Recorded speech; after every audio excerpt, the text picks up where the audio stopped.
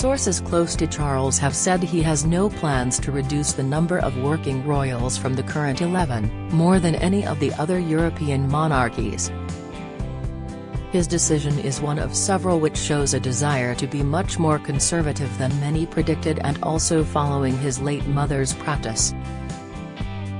It comes despite signals from within the palace that he wants a slimmed-down coronation next year, costing taxpayers less to reflect the financial challenges facing Britain. In his first 45 days on the throne, the 73-year-old monarch has won praise for his more informal, touchy-feely approach to the job. But he has closely followed the late Queen in other ways. Charles, for example, is set to stop declaring how much tax he pays on the grounds that his mother, who began paying voluntarily in 1993, never published a summary of her payments. The King, who as Prince of Wales felt he should set an example on transparency, paid £5.8 million tax on an income of £23 million income from the hereditary Duchy of Cornwall estate last year. Aides have said that, although the plans still have to be finally signed off, the intention is that he will follow Queen Elizabeth's policy, and Prince William, as the new Prince of Wales, will for the first time publish details of his tax bill. The question is part of a much wider palace review underway into how the monarchy will operate. With fewer generations of working royals, aides believe it will be difficult for the family to undertake as many as 3,500 engagements around the country and the world. The family and their advisors are considering what happens to many of the scores of organizations previously represented by a royal patron whose presence can help raise funds and bring attention to causes. These are things that are all being looked at as part of a wider review at the moment, one senior royal source said. William and Kate, the new Prince and Princess of Wales, may be able to take on some new patronages and increase their workload.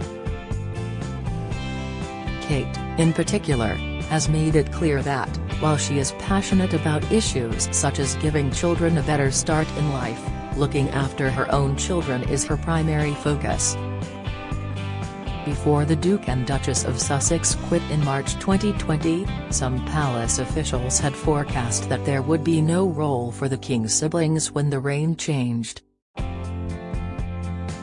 But with Harry and Meghan gone, as well as Prince Andrew, the King now seems grateful to have the support of Princess Anne and the Earl and Countess of Wessex.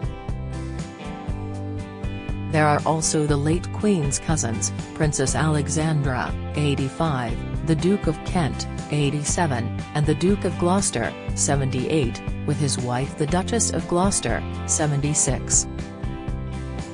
A senior royal source said, "There are no current plans to change anything on that front."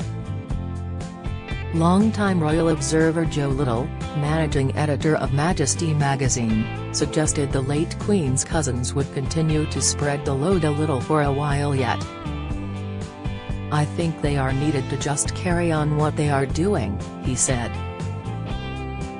Another thorny issue still unresolved is, who stands in for the King and Queen consort when they are abroad. Under the current Regency Act, 2 councillors of state are chosen out of the monarch's spouse and the first 4 adults in line to the throne to authorize official appointments and sign state papers. Charles and Queen Camilla are expected to go on their first official overseas tour soon, and if both are away it would be 2 from William, Harry, Andrew and Beatrice standing in for them. But none of them apart from William undertakes official duties. Harry is in California, and asking Andrew to sign the legislation into law would raise eyebrows. He quit public duties over his association with convicted sex offender Jeffrey Epstein. Mr. Little noted that the King and his consort have proved more informal in their approach to royal duties. "He is obviously much more touchy-feely than his mother was," he said. Camilla had been photographed at Ascot with her arm on the shoulder of former jockey Willie Carson, not something he could have imagined the late Queen doing. But the King has followed his mother, indicating that he will spend a couple of days a week at Windsor and gather the family together at Sandringham in Norfolk at Christmas. He has also pledged to move into Buckingham Palace when a £369 million renovation programme ends with work on the monarch's apartments in 2027. But he and his Queen consort will retain Clarence House as their London residence until then. The King's desire to follow in his mother's footsteps has meant he has spent much of the past few weeks at Balmoral. Last week, despite regular trips back to London for duties at Buckingham Palace, he undertook his 9th official engagement in Scotland since the Queen's funeral. He met families settled in Aberdeen from Afghanistan, Syria, and Ukraine. Government ministers are understood to be keen for the royal family to help in their efforts to maintain the union amid attempts by Scotland's SNP government to hold a fresh independence referendum. But aides have insisted his focus on Scotland has had nothing to do with constitutional worries. He has been following the same pattern as the Queen, who would have been at Balmoral. Indeed, he would normally have been up there at this time of year, one said. Analysis by Richard Palmer, Daily Express royal correspondent. Palace officials sometimes compare the monarchy to the design of a Marmite jar. You think it looks the same, but it has changed numerous times down the years. After a couple of turbulent years, it looks as if King Charles III is trying to pull off the same trick as his parents did, modernizing the monarchy through almost imperceptible change. It makes sense for an institution that lists giving a sense of stability and continuity as part of its mission statement. The new king has certainly brought a more informal style to the monarchy during a whirlwind first 45 days on the throne, but he shows little sign of wanting more radical change.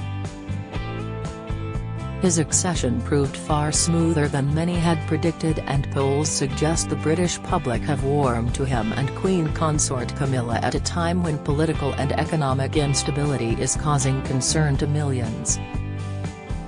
Down the years there has been much talk of the King, then Prince of Wales, wanting a slimmed-down monarchy. But after the loss of the Queen, Prince Philip, Harry, Meghan, and Andrew, the number of royals who undertake taxpayer-funded duties to support the monarch is already down by 5. The current total of 11 working royals is more than in any other European country. Most European monarchies make do with 3, 4 or 5 working royals effectively after slimming down in the past few years.